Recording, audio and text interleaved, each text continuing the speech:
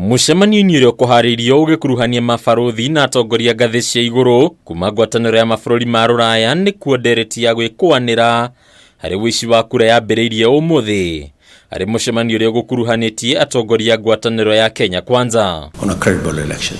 Mbere ya mabaruthi aya IEU munini wa mutongoria wa bũrũri Ndagĩtarĩ William Ruto aitika gutariria muhaririria wa njama thugunde ya uici wa kura githurano-ini kinene kia mweri wa kanana.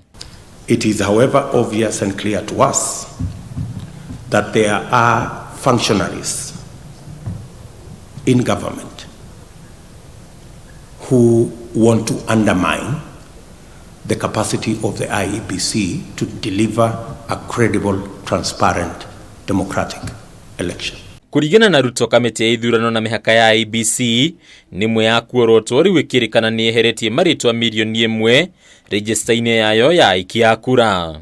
How did close to 1 million names disappear from the register?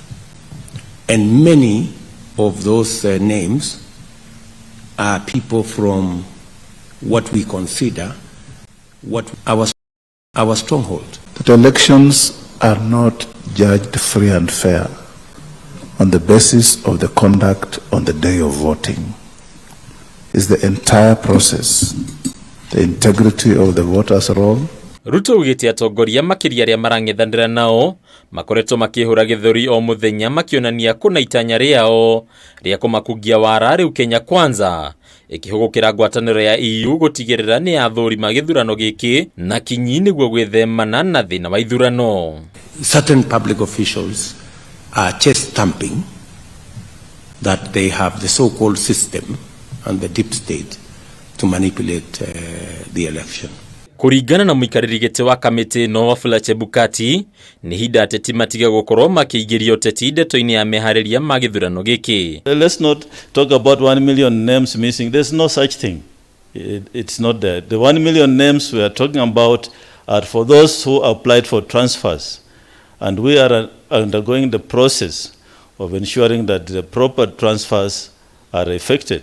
Chebukati ni ugite a Kenya nio mari na mweke wa muthia hari itua ria no kanegererio njora ya uthamaki thutha wa President Kenyatta. So the Commission assures Kenyans that their data is intact and that the ongoing processes are just to ensure that we have a clean register in readiness for elections.